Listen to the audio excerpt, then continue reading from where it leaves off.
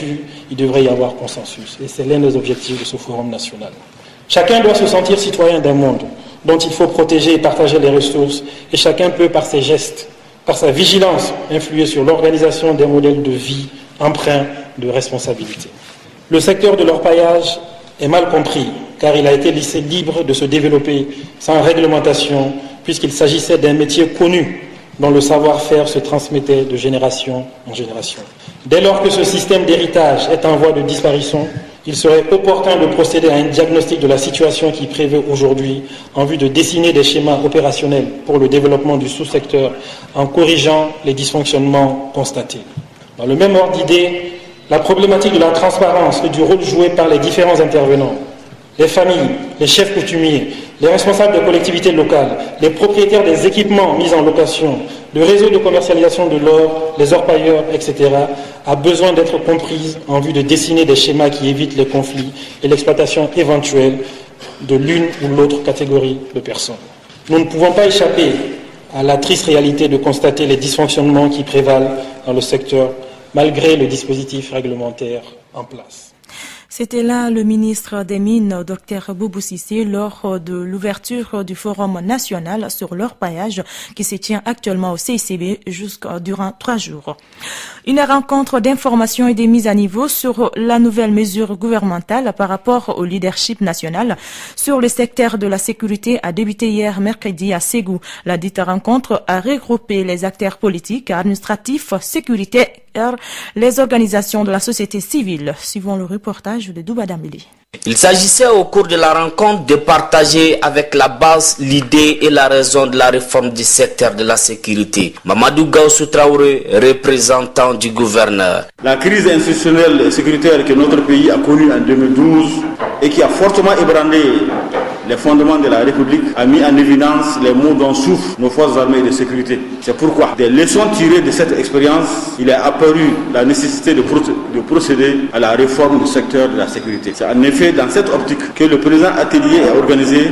Une façon de faire participer les citoyens dans le secteur de la sécurité. Inspecteur général de police Yacouba Diallo, directeur du programme gouvernance partagée de la sécurité et de la paix. Au cadre d'orientation de l'Union africaine sur la réforme du secteur de la sécurité, il est dit que tout processus de réforme du secteur de la sécurité doit être basé sur une appropriation nationale, elle-même assise sur une vision nationale de la sécurité et de la RSS, partagée par tous les acteurs nationaux, toutes les parties prenantes, institutionnelles et non institutionnelles. Il faut que chacun à son niveau comprenne qu'il est intéressé et qu'il a une contribution à donner. Dans les jours à venir, des ateliers régionaux se tiendront pour finaliser le processus. Merci Douba Damili. Les travaux du Forum des jeunes prennent fin aujourd'hui. Les participants ont eu droit à plusieurs exposés sur les différentes crises dans le Sahel et en Afrique. Plusieurs jeunes participants demandent une synergie d'action face à l'intégrisme et fanatisme religieux. Kassim Traoré a recueilli les impressions de certains participants. Bon, je suis Suleiman Satiki Sidibé, le premier vice-président du Conseil national de la jeunesse du Mali. Donc, nous avons aussi bénéficié des panélistes de taille qui ont à leur disposition des informations qui poussent vraiment la réflexion des jeunes. C'est Traoré Djessé Ousmane, on m'appelle comme ancien. Aujourd'hui, on suppose qu'on est dans la normalité, ce qui fait qu'ils ont une chance extraordinaire. Ils doivent vraiment doubler d'efforts, essayer de saisir cette chance-là et se battre beaucoup pour que la jeunesse puisse aller vraiment en avant et atteindre au même niveau que dans les autres pays. Pour moi, c'est Oumar Sissé, je suis le président du conseil régional de la jeunesse de Tombouctou. La solution, c'est un processus, donc c'est de longue haleine. Et un seul pays ne peut pas faire face à ça sans, on l'a compris, à travers les panélistes, à travers l'historique, à travers effectivement les différentes présentations. Et on a compris qu'aujourd'hui, il faut que tous les pays se donnent la main et avoir les mêmes politiques et avoir la même force de défense. Je suis Riva Jean-Félix, président du Conseil national de la jeunesse de Centrafrique. Et la jeunesse doit se mobiliser davantage et dire non à tous ceux-là qui manipulent pour leurs intérêts personnels, pas pour la jeunesse. Ceux qui manipulent la jeunesse aujourd'hui ne pensent qu'à leurs intérêts. Leurs enfants, leurs fils ne sont pas sur le terrain. Leurs fils ne prennent pas les armes. Leurs fils sont ailleurs. Leurs fils sont protégés. Ça veut dire le chasseur qui utilise les armes, bien que ce soit les armes qui tuent les gibiers, mais c'est pas les armes, ce ne sont pas ces armes-là qui mangent ces gibiers-là. C'est le chasseur qui en mange. Et donc c'est un peu l'image de ce que vit l'Afrique aujourd'hui.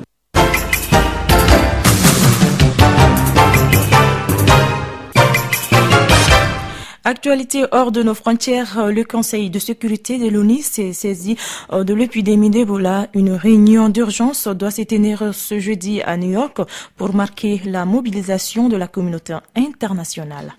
En RCI, c'est officiel, Henri Konabedi, le président du PDCI, l'ancien parti unique, a annoncé hier son soutien à la candidature d'Alassane Ouattara pour la présidentielle de 2015 au nom du RHDP, une alliance du PDCI et du RDR qui avait permis la victoire d'Alassane Ouattara lors du second tour de la présidentielle de 2010. Les opérations antiterroristes en Syrie et en Irak, la Chambre des représentants à majorité républicaine a voté mercredi soir un budget pour le financement de l'entraînement des rebelles syriens modérés des 173 voix pour et 156 voix contre. Barack Obama ne demandera pas de vote formel pour lancer les raids contre l'État islamique en Irak ou en Syrie, a toutefois besoin de l'autorisation du Congrès pour engager cette défense, a testé le soutien des élus. Retour à l'actualité nationale, une rencontre d'information et de partage des données du projet d'assistance technique financé par la Banque mondiale et logé au ministère de l'économie et des finances s'est tenue ce mercredi 17 septembre dernier à Ségou, regroupant les responsables locaux des collectivités de la région selon les zones d'intervention du projet dans la région de Ségou. Cette rencontre a permis de recycler le niveau d'information de tous. Pour d'autres précisions, écoutons Alpha Youssouf Sissé de la cellule du programme. Il est interrogé par notre correspondant Doubada Mili.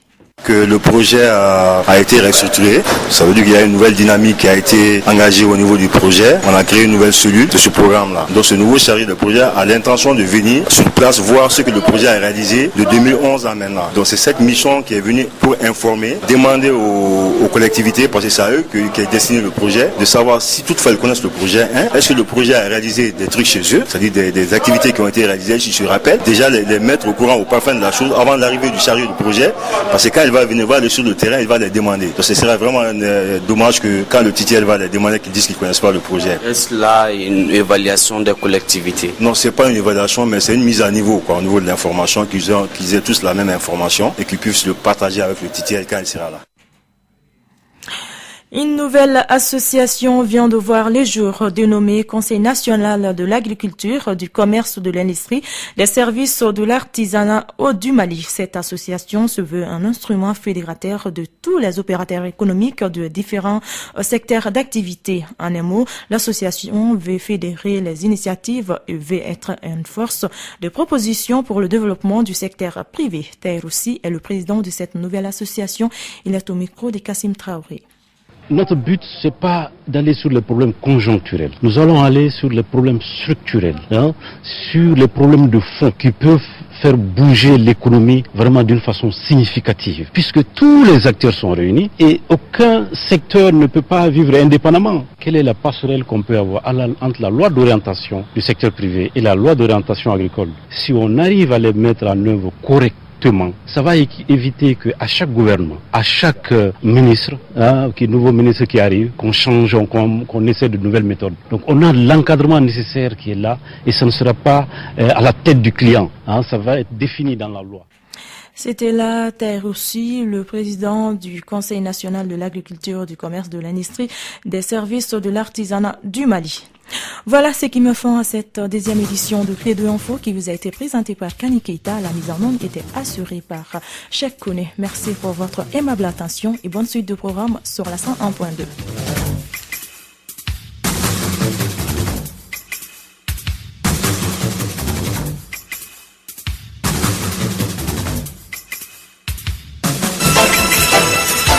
Radio Kédou, le journal avec Sotelma Mali.